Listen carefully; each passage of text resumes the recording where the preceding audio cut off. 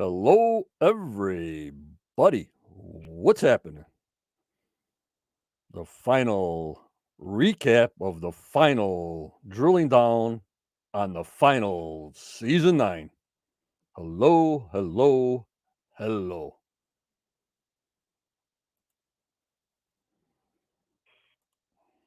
We'll wait for people to come in. Let me see here. Okay, let me go to comments. Alrighty. There we come. Here we come. And of course, doing her final synopsis and final recap of the last drilling down is our fabulous synopsis professional, Judy from Canada. Hello, Judy. Hello, John, and thank you very much. I appreciate that. Hi, everybody. Good to be here as usual. I think we have lots to talk about tonight. Hello, Caroline, Ashley, Deborah, Winston, BC's in the house. Hello, Annette from Sweden. Judy rocks. Hello, Linda. Hello, Cindy. You're right on the ball tonight, Cindy.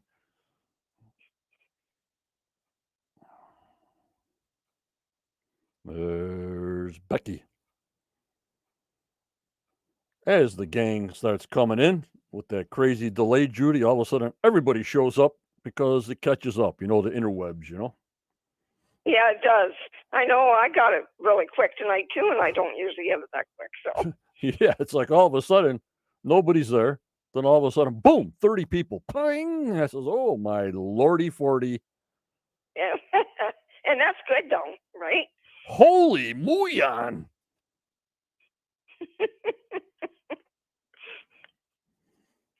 Well, guys, we had a great drilling down yesterday. It really, like Judy says, showed a direction of what the fellowship is going towards. Hello, Kathy, the Hook, and Claire. It really showed what direction they're going to make. Well, like I was telling Judy pre-show, I think season 10 is going to be the indicator. What do you think out there? I think season 10 will be an indicator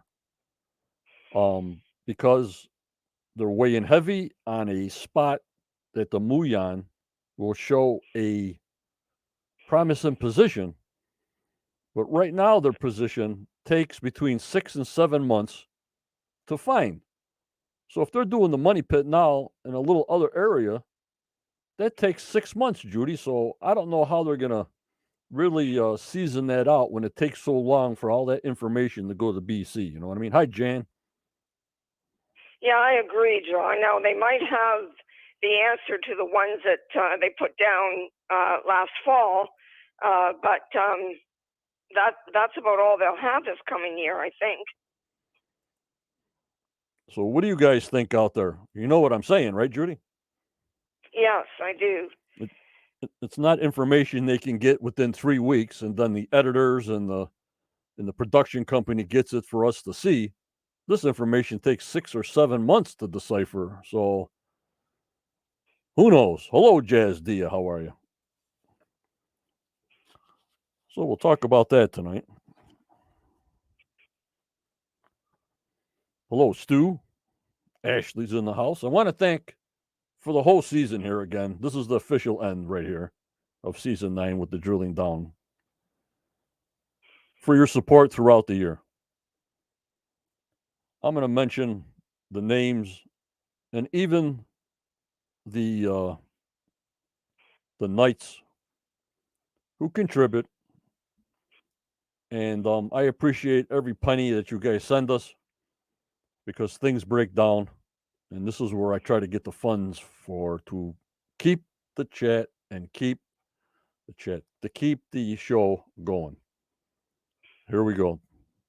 I want to thank Barbara, Jerry, BC, Joe, Sarah, David, Orville, Starlene, Dead, Caroline, Carl, Virginia, Jerry, Buffy, Luke, Mark, Scott, Jeff, Curtis, Janet, Kelly, Becky, Josh, Mark, Debbie, Tammy, Sandollar, Todd, Roxy, Michelle, Dana, Sydney, Jazz D, and Wayne for all your support throughout the year. You've been with me for months now. It shows me when you joined and how many months you have. I try to give out gifts, free gifts for people who've been on for 12 months, but not at the $2.99 a month level, but at the higher levels. I try to give any kind of free merchandise I have to people that's been with me for 12 months. I also thank Judy throughout the year supporting me and helping me with these podcasts, and I have her live. Judy, I never miss a podcast without telling how much I appreciate you and your help, except if I have a guest on. But this is the one that you guys get a lot of appreciation from me and my members. Judy, I thank you for what you do. Thank you, John, and I appreciate that. I thank you for giving me this opportunity. It's certainly been a lifesaver for me, and I'm just so thankful for it. Well, and I want to also thank Daniel, the historian for Quest Spino, for filling my brain all year long till it's ready to explode. I don't know where this guy gets all this information from, but I've learned so much on a weekly basis from Daniel Spino. I can't even put it into words, Judy. And if he's educating me, he's educating 71,000 people that are reading his post. Don't you agree? I agree 100%. He certainly has me too. And the great part is I can always go back and reread it. And I like that. Right. So, Daniel, I thank you so much. I appreciate you 1,000%. And I'm glad you're with the family of Quest. I also want to thank my moderators. I'm going to give Tammy another text to see if she's okay. I haven't heard from her. So I want to thank my moderators of Tammy, Judy, Daniel, Starlene, Michelle, Kathy, BC, and Diana.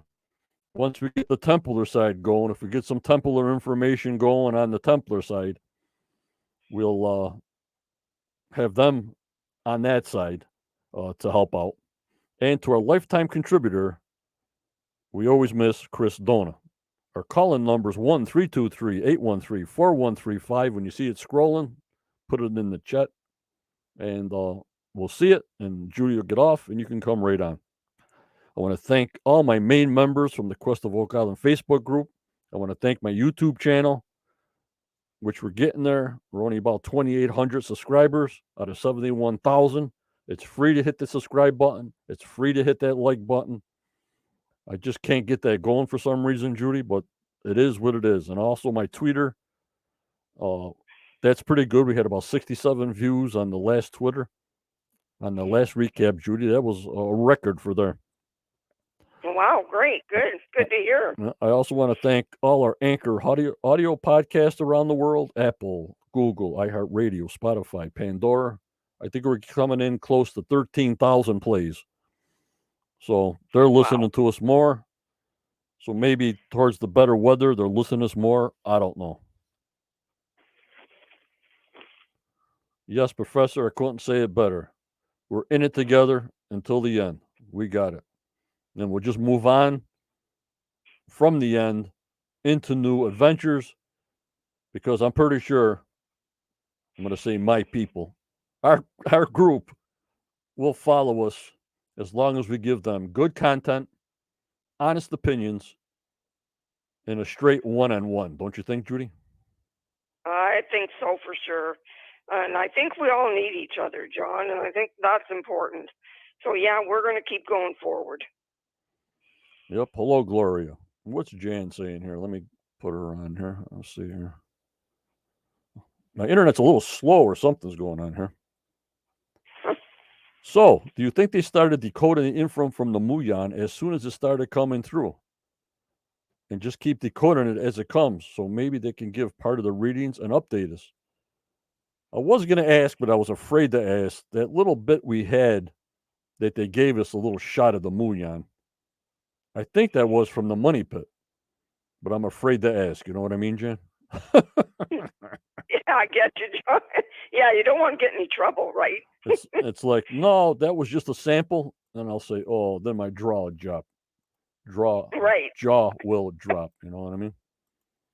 right. I got it. Yeah, I'm not sure either which it was. But it's going to take a while to decode. I'm talking about this picture right here, Jane.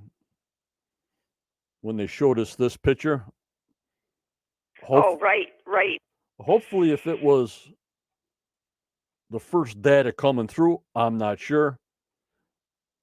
But I'm pretty sure they wouldn't show this if it was for some other non-Oak Island project. You know, Judy? Yeah, I would hope so, John. I'm not absolutely sure, but I would hope they wouldn't. Yep. And that looks interesting. Yep. Hello, Jacqueline. How are you?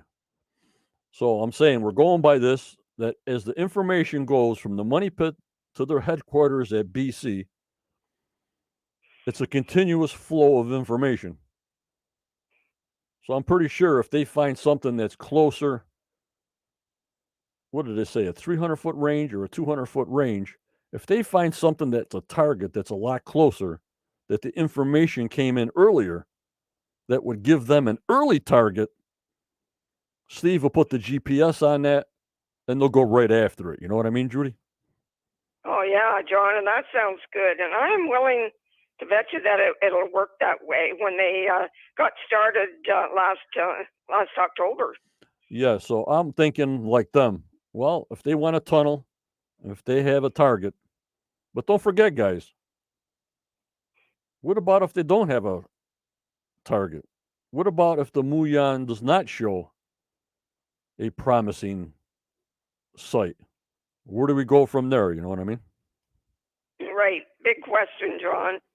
So we gotta think of both ways because you don't know what it's going to show. It might not show anything for them to go through the tunneling system. So I don't know. I'm just up in the air. I'm just hoping it'll show something. But if it shows a pile of silver or a pile of gold, boom, they're going to be right on it. But if it doesn't show anything, I hope they would come out to us and tell us, I think they will, of their information of not doing a season 9 or they're doing a season 9. It all depends on the info. You know what I mean? They can't do a whole year season without content, you know? Right, exactly, John. What I liked about last night's show was I noticed that the testers and the Laginas seemed really hopeful again. And that made me feel hopeful for this year. But don't forget, they're hopeful on every hammer grab.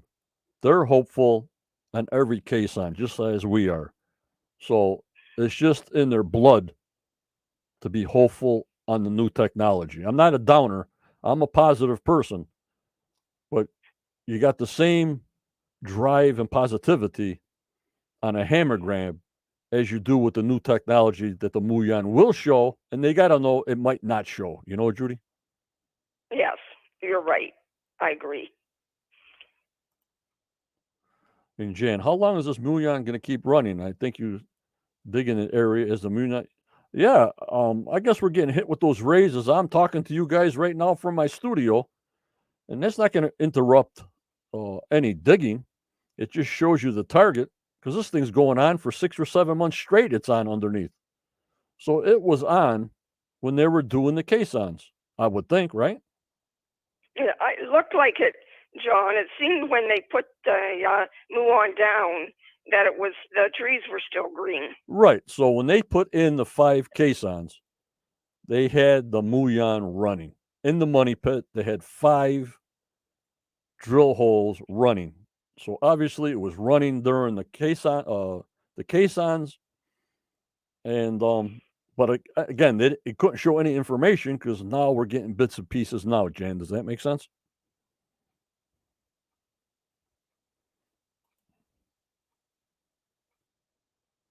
So, hello, Kurt. How are you? Yeah, Winston. Billy's truckload of silver better show up someplace. Holy Muon! So that's why I'm saying season 10 has to be a telltale. What I mean by that is a turning point like the cross was. If they didn't find the lead cross in Smith's Cove, like I've said many podcasts ago, where would we be, Judy? Yes, John, you're exactly right. I think, though, it's going to be a long summer, isn't it? Yep. And also, they tied in the cross with the Templars as they went to France. Now, they did it again, tying in the Stone Road, the Mason marks on the 40-foot stone, 90-foot stone. They tied it in with Portugal with the Templars.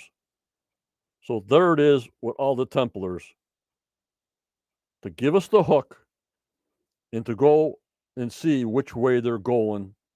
Because they gave us what? The Portuguese, the French, the British. And Jack's all bent on, it's the Templars. It's the Templars. So, I'm with Jack. yep. Hello, Jeff. How are you?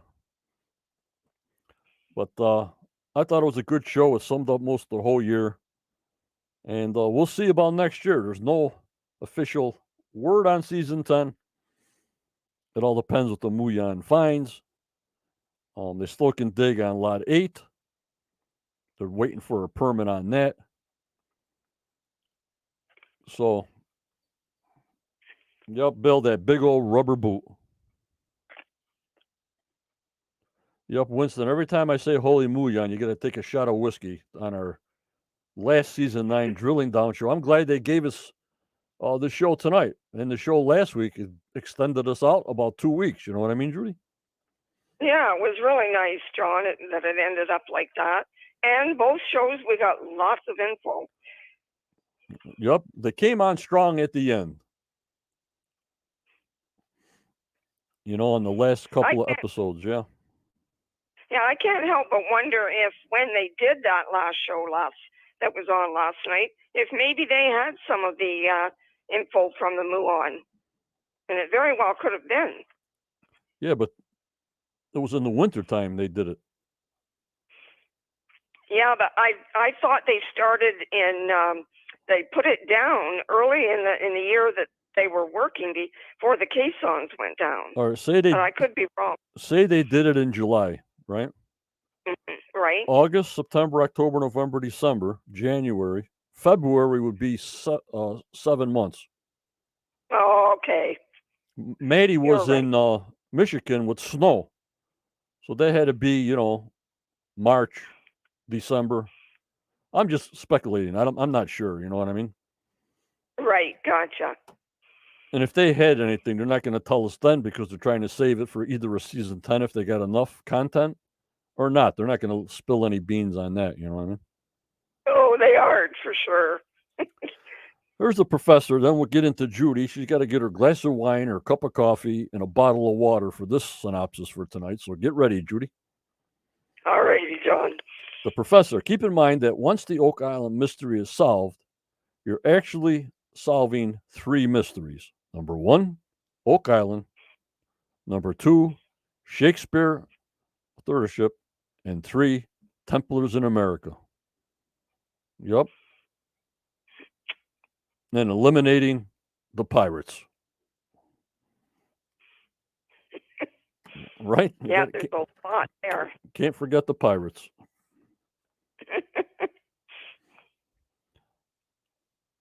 Alrighty. All right, let me bring up Judy's picture.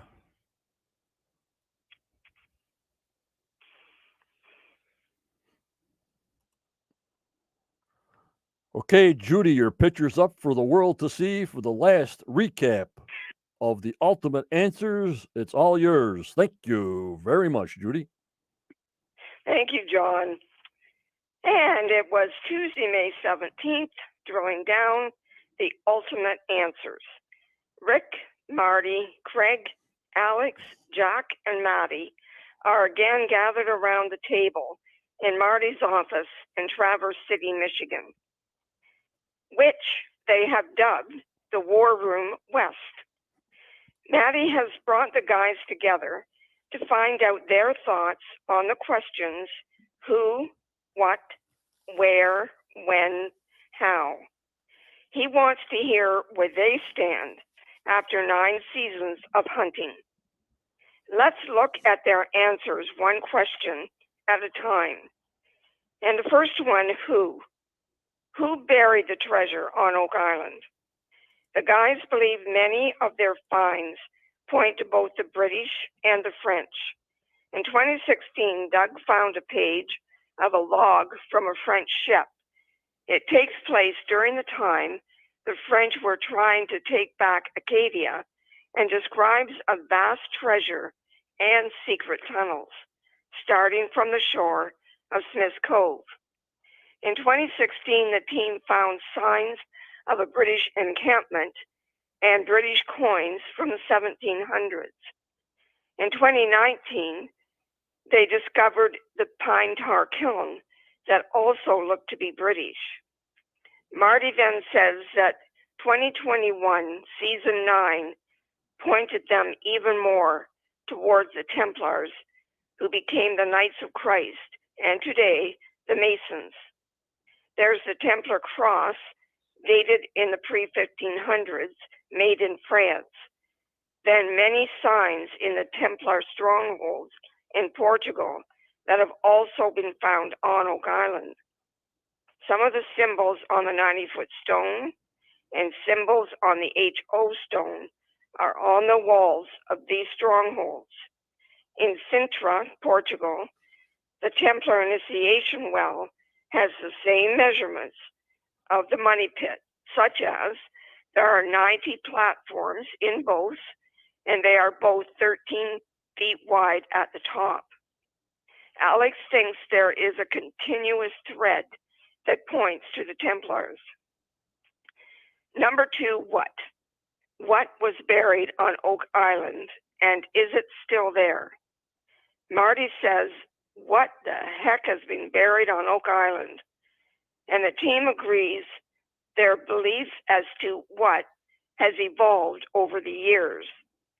First, there's the pirate treasure theory. It is believed that Captain William Kidd buried treasure in the area of Oak Island, and other pirates certainly had opportunity to be on Oak Island. Rick points out that some Templars did become pirates after their fall in 1307, and the Jolly Roger symbol was first used by the Templars.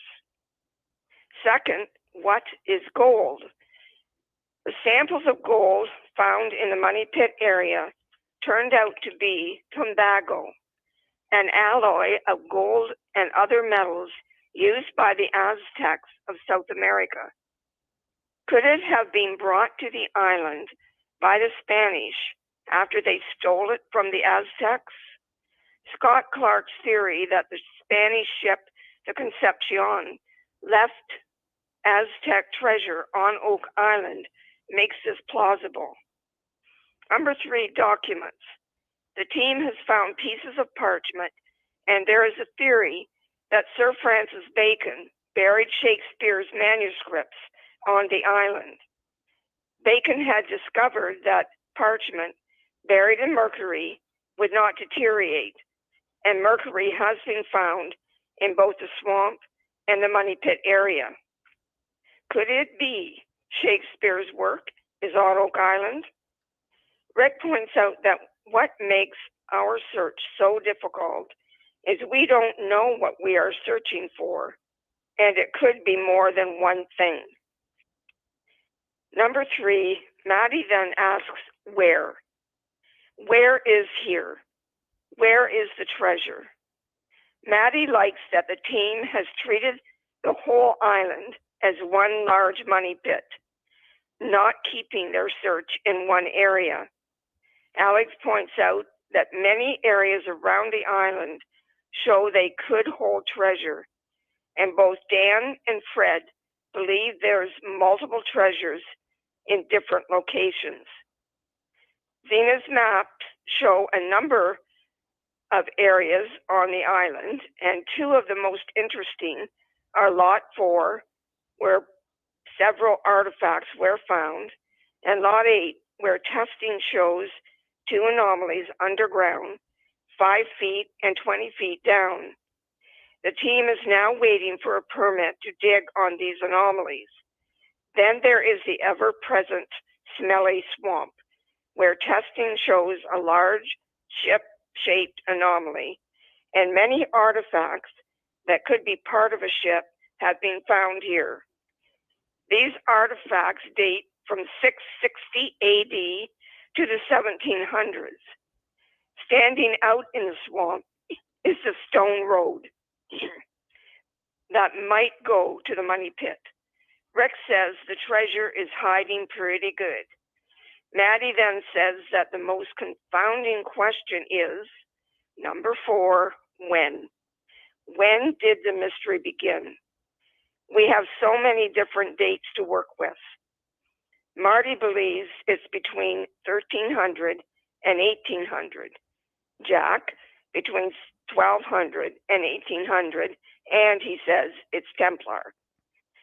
Craig gave us one date of 1650, and it is the time of the strongest dates, he thinks. Alex goes with 1600 to 1795, and Rick believes the construction of the tunnel system and vault were built over time, and many deposits were made. His dates go from the earliest, 1179, on Xena's map, to the 1600s. It's obvious Oak Island was a busy place for many centuries. It still is. Now Maddie asks, why? Why Oak Island? Marty says it could be as simple as they just picked it.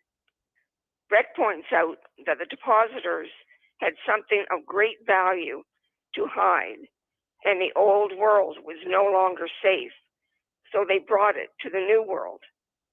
Was the treasure brought to Oak Island so when needed would help with the cost of the revolution? Many of the founding fathers were Masons, and Washington's symbol, the appeal to heaven, a tree with 13 branches that may have been pointing out the 13 colonies, is also found on a rock on the island. Or, as Rick points out, it could have been something of great value to the depositors, such as the Ark and the Grail, and Oak Island seemed a safe place. Maddie points out that both gold and silver have been found in the Money Pit area. So how? How are you going to get that? Craig says by using the Muon testing, and Marty believes it to be their best shot for now. The Muon X-ray system is working now, and there are new gadgets coming out all the time. Rick wants to now tunnel to the Money Pit area instead of digging down using a 200-foot tunneling machine. Rick declares if they can deposit it, we can get it. So they will, they will go forward.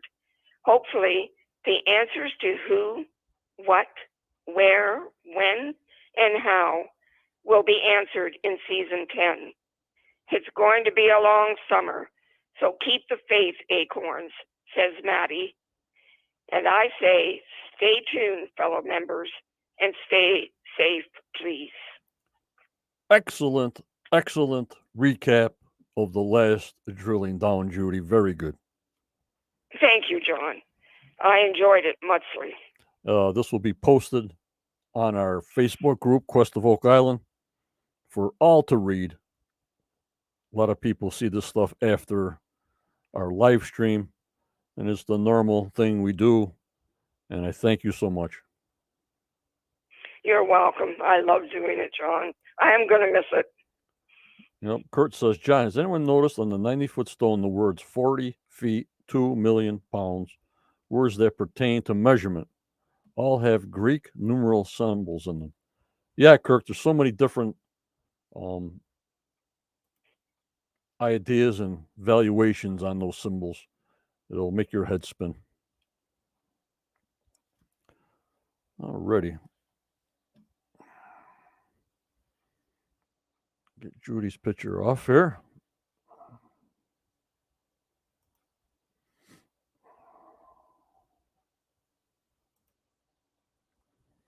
When he said, Daniel, John Daniel says he thought they said they'd have results around June of this year. So we got some time yet. Yep. And Jan says Oak Island is like a book with many chapters. You got that right. But I was thinking of what Rick was saying about he thinks is over a long period of time and centuries, from 1100 to 1600s. How the heck do you keep something this big, so private, so secretive, over 500 years? It just boggles my mind, Judy. Me too, John. I've often asked that question. And there's been people looking there for over 200 years. So for that long, it's not been a secret, has it? Nope. And also, I was thinking of, let me see. They started the money pit at 1795. They think it's earlier. I guess there was no pens and paper earlier for that. So if I'm on the island, let me get a chisel and chisel on this granite boulder because there's no paper and pen. And let me put initials on boulders and carvings on boulders without doing not a map, but like a little notebook or somebody. They all had it inscribed on stones. You know what I mean, Judy? It just doesn't make any sense to me. Right, exactly. They must have had a way of getting that information to, say, if it was the Templars, to other Templars. But I'm sure there was only a handful of them that actually knew about it. Right, but over 500 years. Are you going to pile stones with directions on it? Are you going to pile arrows of stones to the money pit? Sure, in the 1100s and stuff, but what about if this is over a 500-year period? It just doesn't make any sense to me, you know what I mean? No, exactly. And really, the only way they could do it is mouth to mouth. Right. When they got back to Portugal or wherever they were going. Right. Daniel says over a very long period of time with different players all connected by a secret society. And that could be the answer to that is a secret society. But you know how many people that'd be for 500 years? Right. To even dig this out? Yeah, you're right. You're right, for sure. That's a lot of work. I agree with Rick, but how the heck new people bury things without disturbing older digs is beyond me. I think whatever's buried there originally, it's either still there or they're in the wrong spot. Why would you... I agree. Yeah. Why would you refill the money pit if you went to go get it? Why would you want to do that? You know what I mean? Right. I agree, and I do think that whatever was initially put there is still there. I didn't think so last year, but after season 9, I do. Right, and Kurt says all the Greek numbers in those words on the 90-foot stone, they all add up to 1221. Very, very interesting, Kurt. Very interesting. Wow. Good work. Wow.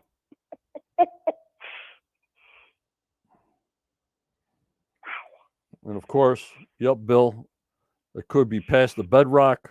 It could be much deeper. But that's what the Muon's going to show us all this. It's going to show us everything. Collapsed tunnels, caissons that are left in the ground. Because I don't want them to really detach any of that stuff. I want to see it as natural as they see it. So there's 3 caissons still buried in the ground. V3, C1, and there's another one, H8. I know C1 went down to 170. We know the other ones went down as much. So when the Muon shows, I want to see also the PVC pipes. I want to see the other shafts. I want to see the existing caissons are in there. You know what I mean, Judy? I don't want it to just show some anomalies like we did with the seismic testing. If this thing's going to show everything, it's going to show everything. I agree, and that's what I'm hoping for sure. I think they've got a good chance with this. Brothers in arms, BC says. Yeah, but Bill, the Muon, holy Muon, it goes. They didn't say, but it goes a lot deeper than it is. If they do a hole, they didn't say what average hole depth they did put the Muon in, but I'm pretty sure when we had those pictures that the rays that it shoots out go farther and deeper than the hole. See what I'm saying, Ray? So you're saying it spreads out from the hole? Right. See this picture I Right. got up? Yeah, okay, gotcha. Those rays go Wow. higher and those rays go lower. How much lower and how much farther? I have no idea, but they got 5 of these in the area that they want to look at. There's 5 of these sensors. You see what I'm saying? Right. So it's got to show a lot. Yeah. So if this pipe's at 120, it probably goes down to 200 as the angle goes to the downside, and 200 to the upside, all the way up to the top. Yeah, John, that's a big area. But they never. Oh, I'm anxious. Yeah, but they never told us. Well, we're putting the Muon at 120 feet, and it's going to be so deep, and it's going to go so far. They never gave us that information. No, that's true. That I know of, or I blacked out, or whatever. John, Bill says the rays come from space and are collected by the sensor like film. Right. Okay. Thanks, Bill. I'm getting bombed with them right now as I'm talking to you guys.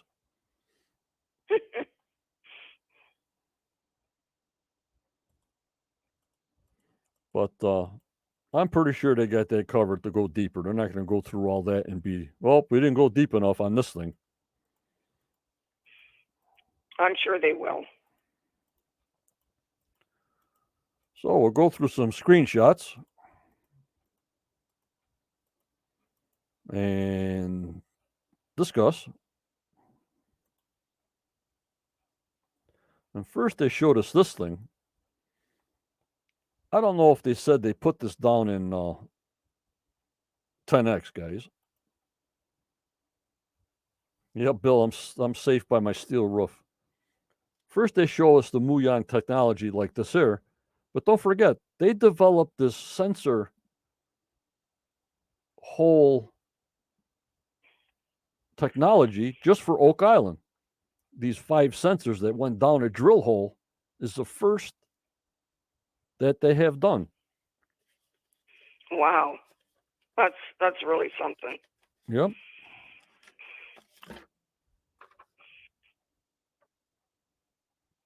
Let me see here. The Oak Island project was one of the first deployments in the world of IDEON's newly miniaturized borehole detectors, most often used in mineral exploration applications. And there you go. See? Wow. So that tells you that that company is certainly wanting very much to help them find something. Right. It says it also produces a 3D density map, and it does 1 kilometer underground, 1 km. How many feet is that? 1 kilometer. Is that 1,000? I don't know. 1 km. Anybody know? I don't. Yep, Jan, there's going to be a lot of big mess they're going to be finding.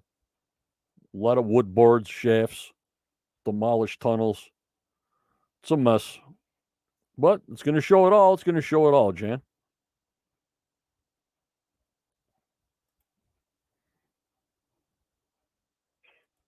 It was the tunnels that initially drew me to this, not the treasure, John. So I'm hoping they find one treasure or one tunnel at least intact that we can see. 1,000 meters, that's 3,000 feet. A meter is 3 feet, BC. It can go 3,000 feet. Oh my lordy 40. Holy Muon! It is certainly that.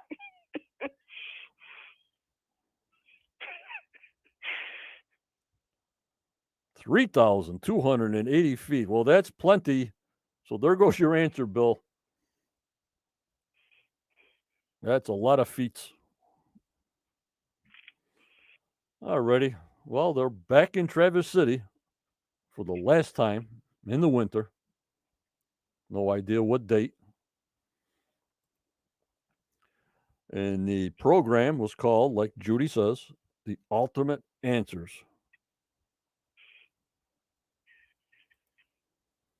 And dozens of theories that they got to try to tie in. And there they are in the office, Rick and Marty Lagina, smiling away.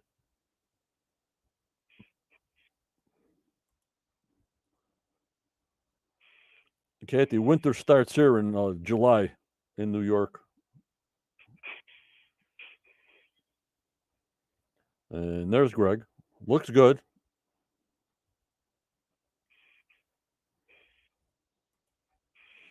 And there's Jack.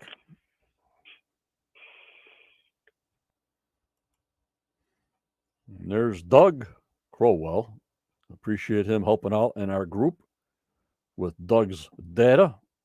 You'll be seeing a lot of that throughout the summer to keep you guys on the ball.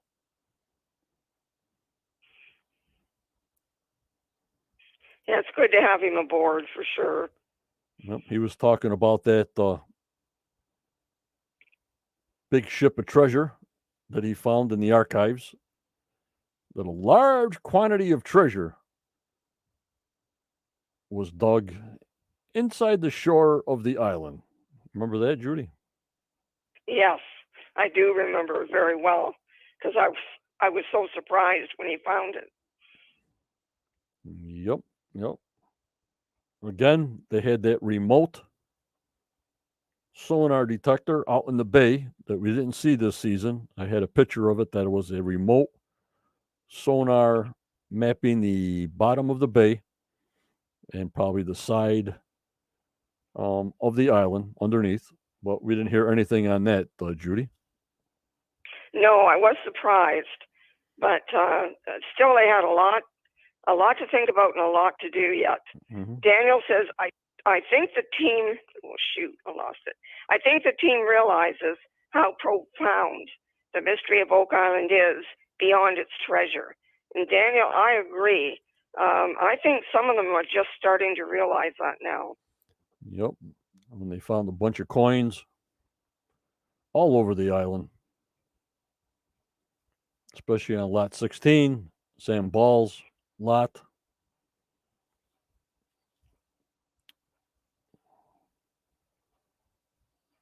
At least they're finding stuff still. Then, like Judy says, the pine tar kilt that possibly was helped to make the money pit. But yet, wouldn't you find pine tar on timbers if you're close?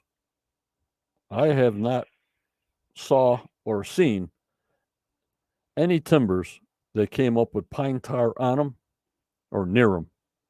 The only thing we saw was that one hole. I forgot when I posted it, that it was the only hole that had oak wood. Remember that, Judy? Yes, I do remember that. I can't remember exactly where it was. Right. It was one hole that they did pull out oak logs or oak wood or oak timbers. Right. But I don't remember any oak or any wood coming up with the pine tar on it. I don't know if that degrades, but they say they're finding wood down there that the bacteria don't go down there, so it's not going to rot the pine tar either. You know what I mean? Right. Yes. And I know very little about it. So again, I don't know if the tar would stay on there. Yeah, Or is that length of time? pine tar is a waterproofer. Even here, Okay. they put tar on the bottom of your cellar, so the part of your cellar that's under the dirt has waterproofing on it. It's a tar. It's a black tar they put on. They roll on the blocks. Okay. All right. It's been a lot of years, John, that stuff's been down there, so it's hard to tell. I hear you. And of course, they had to compare the cross they found, like I say, and the cross they saw. That was a turning point for Oak Island to make more connections. And there it is. It certainly was a turning point, John. You're right. Mm-hmm. It's something they can hold in their hand. That's the whole thing. It's not just in theorists. It's just not in books and words. It's something you can hold in your hand that really makes an impact. You know what I mean, guys? Yeah, for sure. And the fact that Rick had just seen it in Dome was amazing. Unbelievable. Then in Portugal, notice how the thing is even at an angle. Isn't that weird? Yeah, it really is. You wonder if the same person did that, don't you? It's like, all right, it's a double cross, but yet it still has to be that angle to it still. That one's, I scratch my head, Judy. Yeah, me too, John. It was a really scratcher. Then, of course, we saw this 1,000 times. Better than seeing wood, you know, Judy? Right. Yeah, that's true. It is a little more interesting than wood. Yep. The Portugal Stone Road, which it has a rim in the middle, which is higher rock. So I guess the rain went off to the left and right to this mess on Oak Island that they're comparing these two stone roads. I still say it's not a road. I still say it's a wharf when it was just two islands or one island when they shut it off, when they enclosed the swamp. If it was a trading post, if it was a smuggler post, and so on. You know what I mean, guys? Sure is a lot of possibilities, isn't there? And then I like when Marty said, "Yep, the 1,200-year-old twigs under the stones." Yeah, that was a shock to everybody. I don't think any of us have forgotten that. Yep. Yep. Just unbelievable. Otherwise, how would we get a date? You know what I mean? Right. Exactly. And those roads do look alike. Yep. And I was wondering in Portugal if they found some kind of wood underneath their road, but they just used bigger boulders, they said, in a swampy area or a mucky area. They wouldn't put down cribbing like they did in Oak Island. They would just use bigger stones and work up to smaller stones, you know? Right. That's true. They did say that. On Oak Island, they might have been in a hurry. In my situation, if I got 3,000-pound oxen walking on top of this thing with a heavy load of a wagon, there's no way I would use wood cribbing for a foundation, because you know that would happen. I would sink right in there. That's true, John. I would use the You're first in our bubble, John. I would use the biggest rocks for the bottom foundation in a muck or in a swamp, especially if you have a 3,000-pound animal, and who knows how many pounds of material you're dragging with a wagon. I have no idea, but it makes no sense to me, but that's just my own personal opinion. So I'm going more towards the wharf or a dock more than a road. Okay. And hopefully we'll find the answer. Yep. Then this thing was unbelievable. The inverted tunnel. Inverted well, I mean. 13 feet around, 90 feet deep. I mean, what else do you need there? You know what I mean? know exactly how did they build that. And I can't help but wonder when the initiator, the person they were initiating was being initiated, did they work from the bottom up? No, Or did they top down? I don't know. no idea. And then Jan says, wasn't there wood that came out with pitch on it? I don't remember. My mind is burnt. Season 9 burnt me out. I got pitch in my head.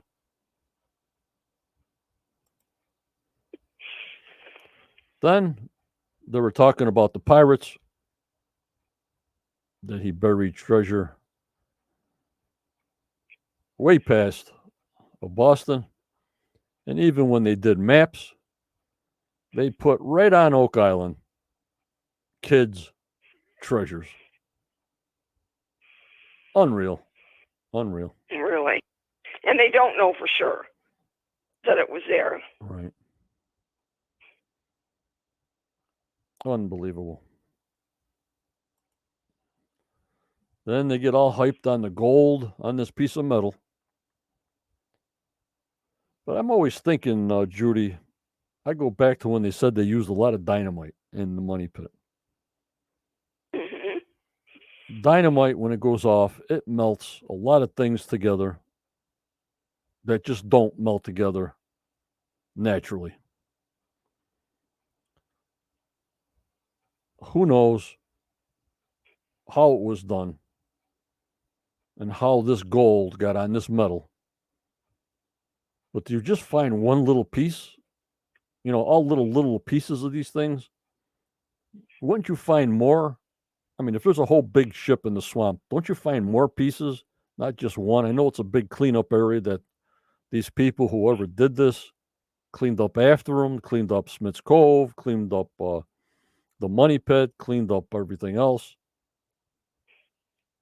Unbelievable. And the only people, I would say, that clean up after them and are secret is some kind of military order.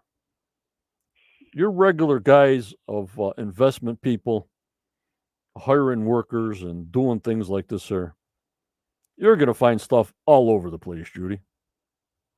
Yes, you would certainly think so, John. And I guess we should remember the Templars were certainly a military unit. And they probably did clean up. But you're right. Why aren't we finding stuff from the other people? Over 500 years and more. I'm going from 1100 now. You know, 1100 from now is 1100 years, right? 2022 and 1100 is what? 2200, right? Right. Somewhere in there. But I'm just saying, so many people had to be such involved in this big project. This is not like the people used to say, this is not guys just going there on the weekends and dig. If this is a long-term project and it's this clean, it had to be some kind of military order that you were ordered to clean up. You were ordered to make sure you pick up after yourself. So if Templars is an order, they fit right in. If the British is involved, they fit right in. You know what I'm trying to say? Right, exactly. So with each of them being military, then they certainly could have cleaned up the island. Daniel says some pirates work for very wealthy, connected people who did not want it known they were involved. Yep. Sneaky sneakies. Yep.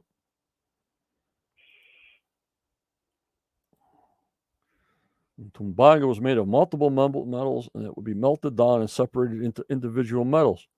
Yeah, but if they did all this melt down on Oak Island, there would surely be, I don't know, not furnaces, but if you're doing that big meltdown project, don't you find anything left over from that kind of, not construction, but metalworking? You know what I mean, Daniel? You know, Judy, I think it'd be a big mess doing that. You know what I mean? Yeah, I would think so too, John. You would certainly think you would find shards of it around the island. They had the one piece of charcoal. We want to find tons of charcoal, not one piece. You know what I mean? Right, you got it. You find a marble-sized piece of charcoal. Okay, if you find not a ton of charcoal, but big chunks of charcoal, that the flame had to get 2,500 degrees Fahrenheit to melt the metal into the metal, blazing flames and everything else. We saw a couple of things like that on the pathway, but nothing to have like a blast furnace. What do you think, Judy? Oh, Daniel says that's the remnants of the metal shown there on the screen. So he thinks this is a remnant from that. One piece. Unbelievable.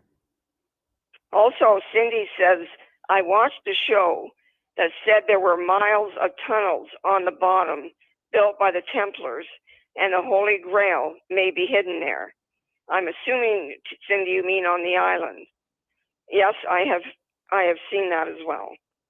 There's our main man, Scott Clark, telling about his theory with the silver. They didn't bring it all back the second trip to England. He thinks some was offloaded on Oak Island. We don't know until we find the coinage. You know what I mean, Judy? Right. That's the thing. We got to find it, don't we? Yep. We got to find it. And to them to do this, with all these booby trap tunnels, and we still can't find it, it has to be one heck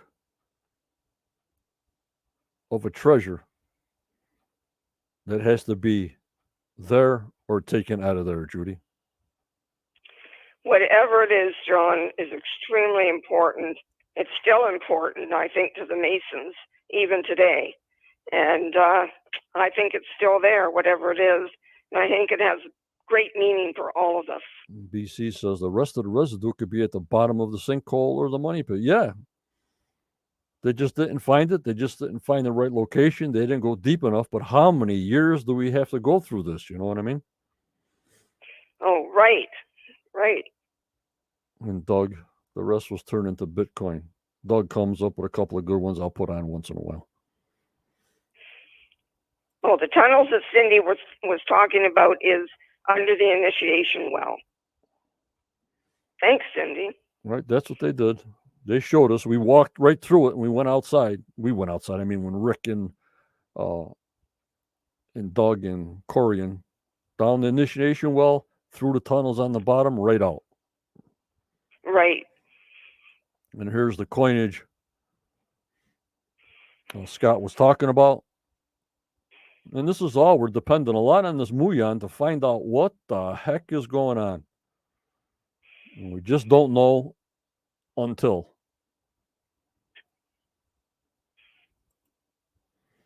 And there's a little piece of parchment on Jack's finger. Pieces are pretty small. They found some book binding they brought to that guy in Halifax. Old-time ink, old-time book binding, old-time lace. So there is part of that also, but could have somebody just dropped a book when they were digging, a searcher, a notebook out of his back pocket? Could have that just fell down? I know they like to write on rocks, but maybe one guy had a notebook, you know what I mean? Yeah, it's hard to say. And, we still got the Shakespeare thing, and there could be manuscripts there. And there's the parchment and part of the leather binding. Yep, Linda. The plug in the swamp is the entrance. And they said, like I told you, the Muon will work as long as they drill holes in the swamp and they put them around the swamp and do it. So they even said that and told you guys last night on TV. Right. And Linda has stuck with that right from the beginning, that the plug is the entrance. And I hope that we find out when this is over for her sake. Yeah. And here we are with Xena Halpern. I'm going to bring up a little thing about her map. And there's her map. And you see above her big map, the island, you see a circle and a little peanut type of island up on top. You guys see that? It says Angel, and it's a little peanut type of island up on top. Yes, I do. Marty told us last night that through their scanning, that island or little drumhole is exactly where that is drawn. Wow. Yes, he did. And I wasn't sure which one he was talking about. Thank you. Holy Muon! Wow. And this is the same Laformia law that Xena had and Joan McGinnis had. Same puzzle piece. Okay. How can that be? Living on both sides of the United States. And he says it was dated between 1178 and 1180. There she is, Xena Halpern. Give her some kudos.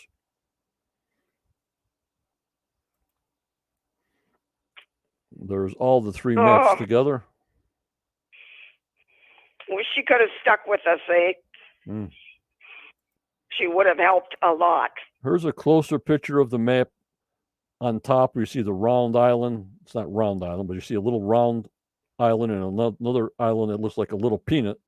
How could they draw this thing in 1148? Know that little peanut island? Because now it's underwater. But then when they did this map, or a trace of a map, whatever, we know the water level was lower. You agree, guys? Right, John. Right. So if the water was lower, you wouldn't see a swamp. You wouldn't see anything else. You would see whatever they're seeing and draw it, because they're not underwater. They see it because the water level was 6 foot deep or lower, or 3 foot lower. And Marty confirmed that, because they must have did the scanning with their remote scanner, like I was telling you. Because if you listen to the broadcast, he definitely said that little drumbill is right where they drew that little island. Yes, I remember him saying that. Wow. And then they did the mag test.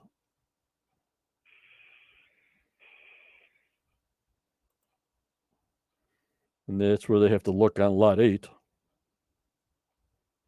They got to get a permit.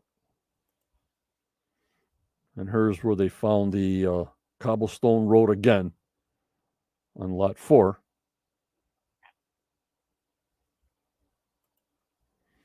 And that's the new technology they're going to look for to go 20 foot deep.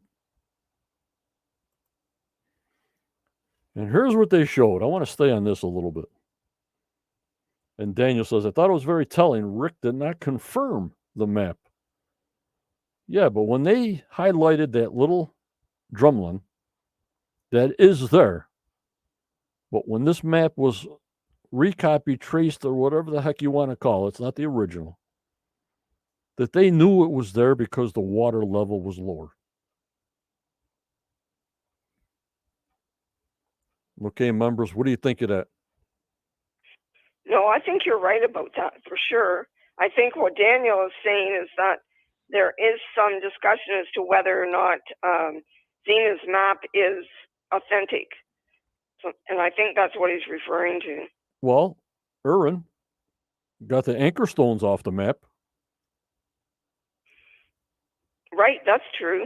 That's true too.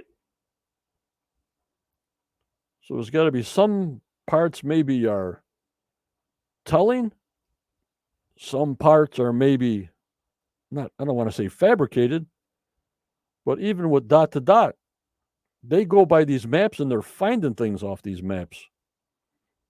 Not that they're not finding nothing, you know what I mean? Right. And that's very right, John. And I certainly believe that the map is I don't know just how to scale it is, but it is authentic. And it is giving us what we need. But there are a lot of people out there who say it's not. authentic. Right. Daniel says the problem is the shape of Oak Island in the map. At the time of this making, it wouldn't have been the same. I've gone through this for 9 years, Daniel. Now, hear me out. I said the same thing. If they drew this in 1100, and Dr. Spooner says in 1220, the swamp was made. So that gives us 120 years from 1100 to 1220. You follow me so far, Judy? Yes, I do. Could this be a project map without the swamp? What I'm saying is there was 2 islands. They got this map out. They drew it as a full island with them blocking the swamp in future plans or putting tunnels in the swamp or whatever you have to do. It's like a plan of what you're going to do in the future, and you present it as such. Here's this island up here. Here's this down there. There's the Frog Island over here. And this is what we're going to do. We're going to make this island one piece and draw it like that. And we're going to block that swamp off. So that's why the island looks the way it is. Is that a possibility, Judy? Certainly it's a possibility. It sure is. Hopefully, John, we can find out. But you know what I'm saying, right? Right, I do know what you're saying. That is certainly a possibility. Because I always asked, well, if it was made in 1100, how come it's not 2 islands? Period. End of discussion. You know? Right. It's gotcha. It's because they want to make it out of one island, and that's what they're presenting to do it. So that sort of made sense to me. So I'm just passing it on to you guys. Right, and if it was the Templars that did it, then they certainly would know what they were doing for sure. Right, but I just want you guys to understand. I mean, that's my own personal opinion that people tell me, and I sort of, okay, I grasp this, I grasp that. I mean, I'm open on all ends. I'm just a communicator to let you know that this is what the majority of the people are saying, that this is a plan, what they're going to do with the island. That's why it's showing like it looks like now.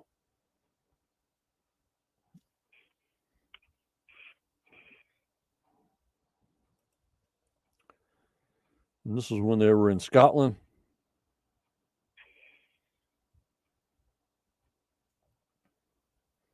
And she says, island of the swamp.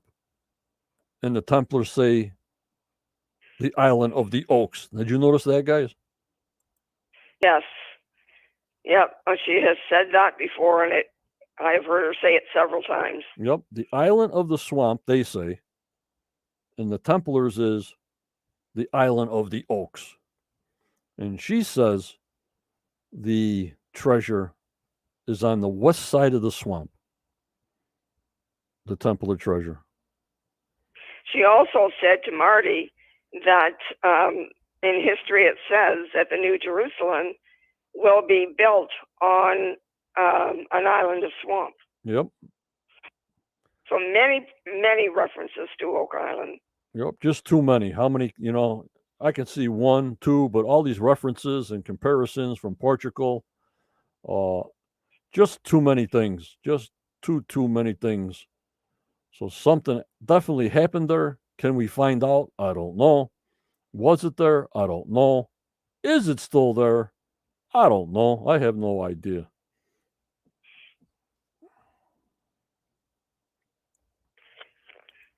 And none of us do for sure, John, but hopefully the mystery can be solved. And if they can find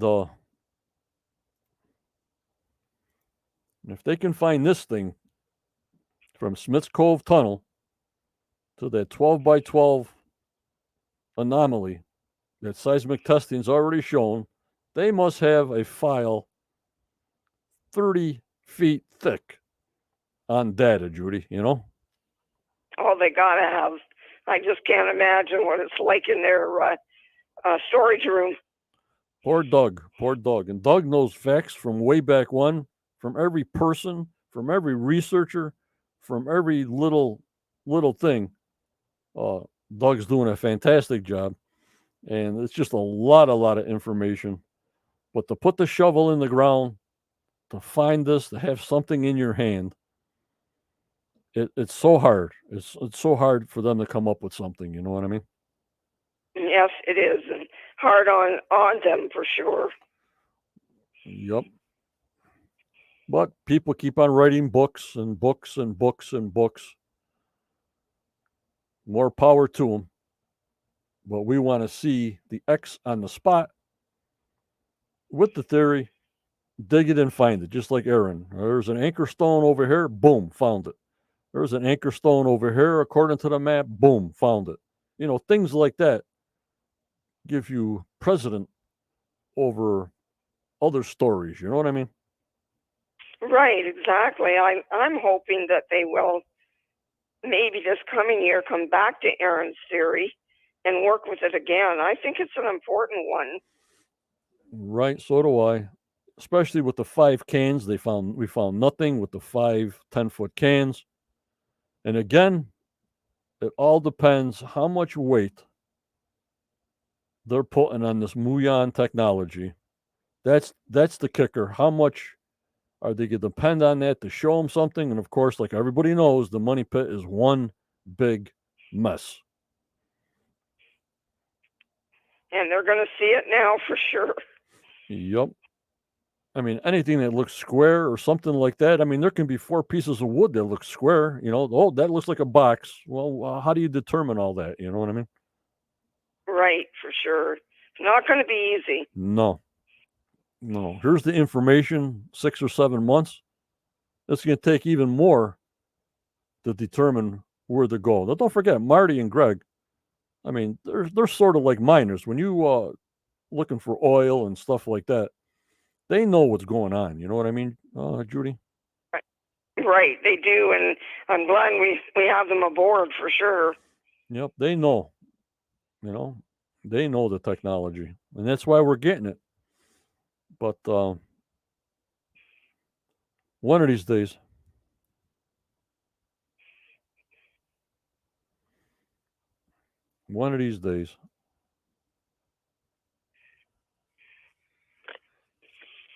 Daniel says there is a historical figure who would have used the triangulation methods that Aaron demonstrates. Daniel, who would that be, Daniel? But I thought it was interesting when Marty said that about the Xena's map and that little drumlin that they found by scanning that it matches. I never heard that before, so that's why I jumped on that. Did you hear that before? I don't remember ever hearing that before, no. And I wasn't sure exactly last night what they meant, so I'm really glad you brought it up. Oh, Daniel says coming soon. Thanks, Daniel. Mm-hmm. But that'll be it for season 9, guys. Season 9. Like I said, you're gonna have to watch our Templar page on Facebook and YouTube is called now Templar Quest, both of them. And of course, we have our big page and big group, the Quest of Oak Island. Anything that comes up, just hit that notification bell on YouTube. You'll get a notification bell. I don't even tell my moderator sometimes I'm coming on live because I come down to the studio. It takes me a while to get this all cranked up. Then sometimes I say, well, I'm down here. I'm not going to tell everybody what the heck is going on. I just pop on, you get a notification bell, and boom. It's pretty good to have. And hit that like button if you can, please. I want to thank you for a great season 9. At least we got a season 9, Judy. Before we're saying, well, I don't know. We might not get a season 9. Who knows, you know? Exactly. And we can't believe it's over, can we? We really can't. Daniel says, my season ending whopper. Right. Oh, Daniel's got something coming up here. Yep. Ashley, we'll have to get Michelle. We'll still do it on a Wednesday because Saturdays is kind of dead in the summer. We tried, but nobody, we got like 10, 15 people. People do things on Saturdays, even if they're home and stuff. So if you want, we can keep the Wednesday night live. We can do some trivia on Wednesday nights in between.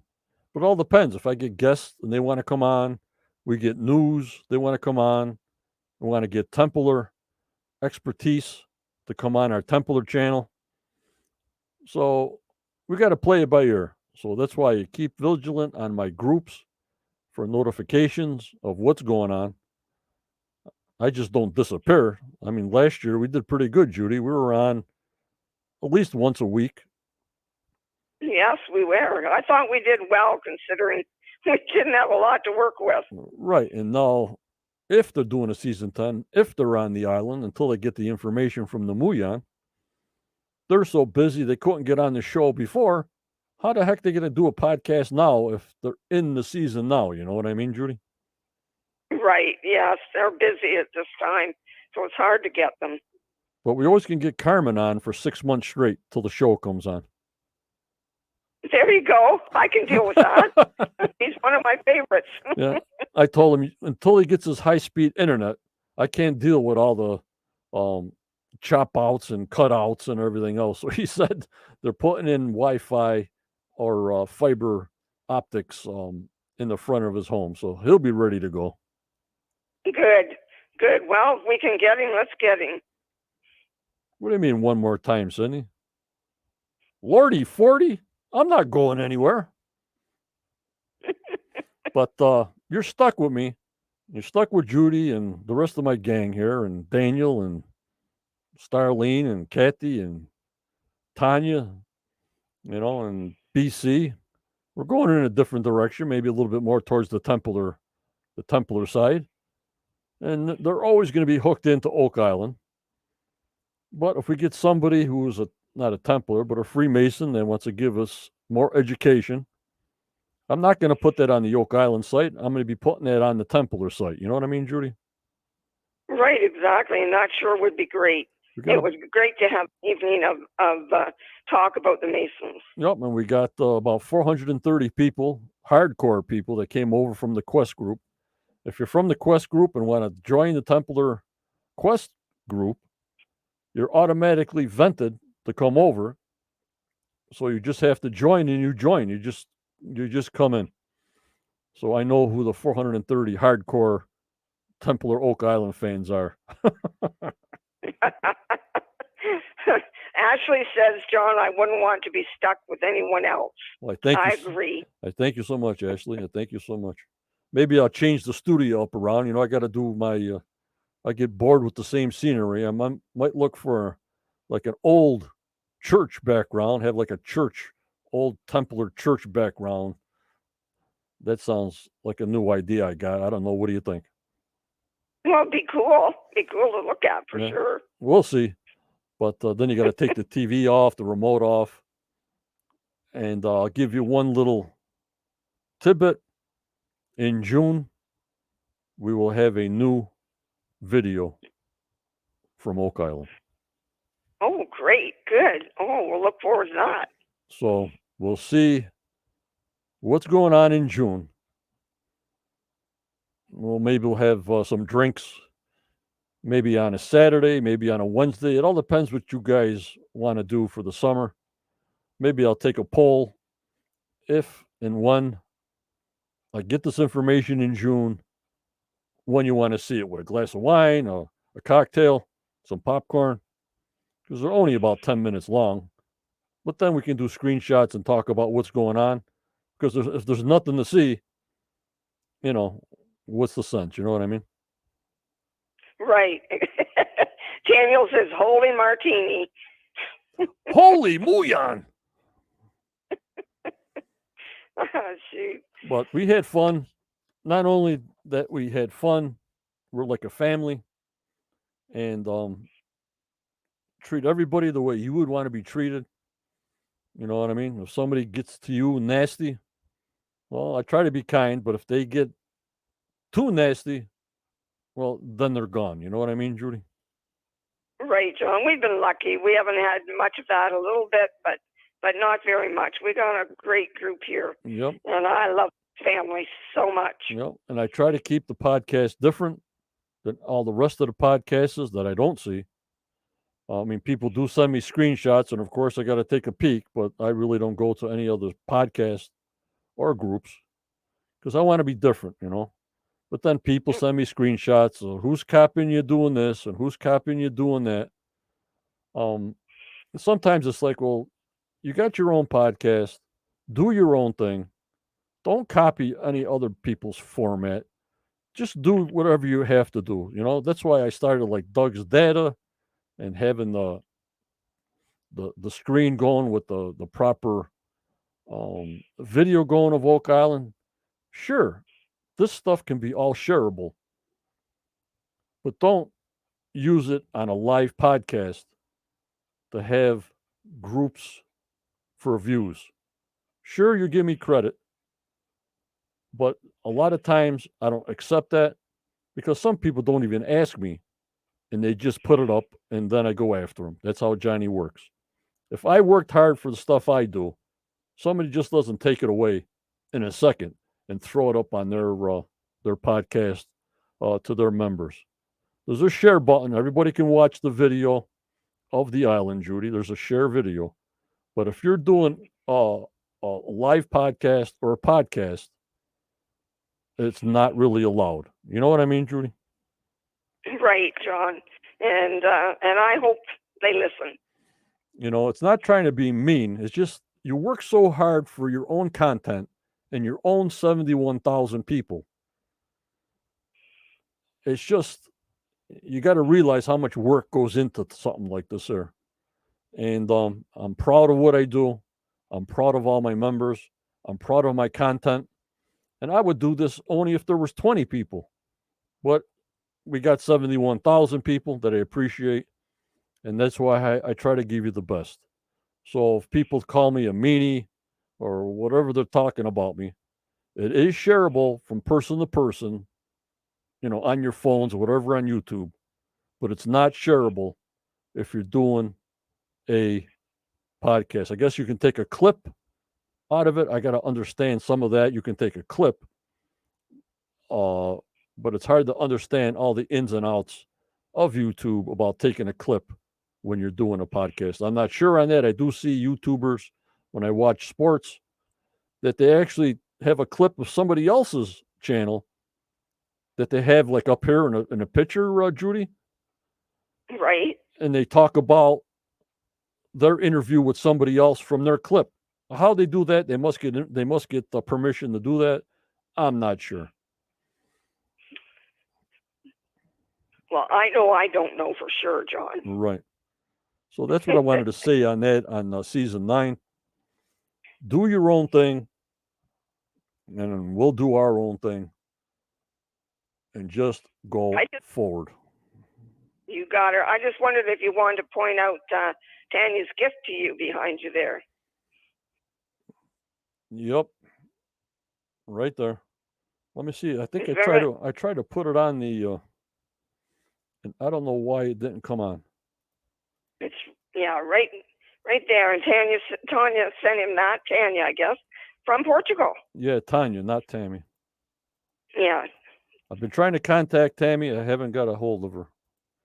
So. I know she's been laying low, John. Yeah.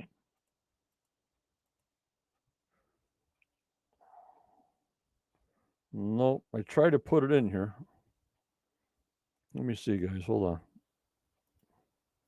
And then we'll wrap it up. All righty.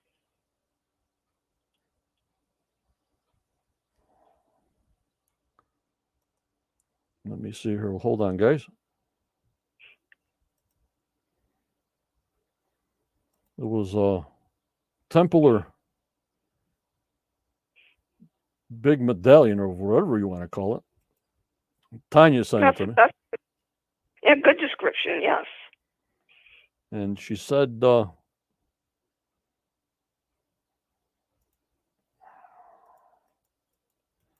the heck was the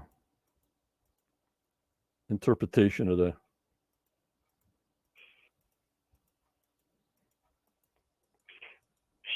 She also said that she had sent one exactly like it to Rick for his 70th birthday. Right. She don't know if he ever got it.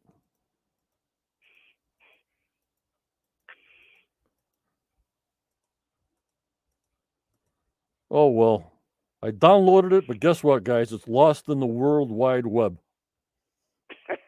You know how I bring That's up, easy to do. you know how it is, how I bring up the pictures. I downloaded it to show you guys, but you'll have to go to the Quest of Oak Island Facebook page. I know the YouTubers don't go there, you know what I mean? Right, right. There's a good picture of it there, guys. Yeah, and the Facebookers don't go to YouTube, right, Judy? Right, John? Nope, I don't have it. So, Judy, you want to button it up? And like I said, we'll see you when we see you. Just watch our post on the Quest of Oak Island and YouTube. One will be popping on. Go ahead, Judy. Okay. Yeah, remember that, guys, because we will be around, because I know we're going to miss each other terribly. But I want to say a special thank you to every one of you for all the encouragement that you have given to me this year. I feel like I'm getting a bit better with the synopsis than in the past. I enjoy doing them so much. And I thank you for all of your caring, for all of your attention, for all of your thank yous from the bottom of my heart. And John, I thank you so much for allowing me to do this with you. And I treasure it. Right. Everybody have a good week, okay? And stay safe, please. Yup, you're with us to the end, Judy. To the end. To the end, John, I promise. You got it. Thank you. Okay, guys. Good night. Good night, Judy. I'll talk to you in a little while. All righty.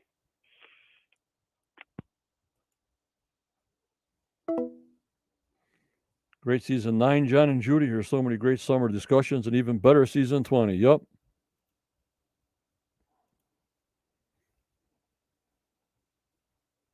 Thank you for all you do. Appreciate your hard work. Thank you so much.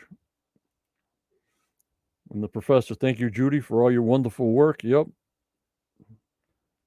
BC, yep. And Sydney, thank you, John and Judy, and all the members. Great season to the fellowship. Thank you for always telling us we're on. We can hear you both. So I sort of eliminated, can you hear me? Can you hear us? It means a lot, Sydney. It means a lot. We sound a little bit more professional. I thank you so much, Sydney, for you helping us.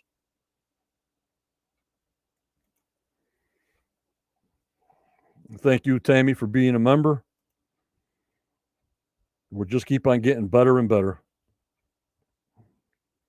All right, guys. Remember, members, always go forward. You may get a setback, but just believe in yourself. Believe in your dreams, no matter how old you are. For tomorrows are never given. In this crazy world we live in, we need a lot of prayers. So you guys be kind, be fair, and keep smiling. You stay strong, you stay positive, and you stay safe, like Judy says. Thank you for joining Judy and me. Keep an eye out on the group site and YouTube when we're coming on. Hope you enjoyed the show. Thank everybody that helped the group, from Daniel Spino on. Keep in touch. I hope you enjoyed the show. Like I said, thank you. Take care. And bye-bye.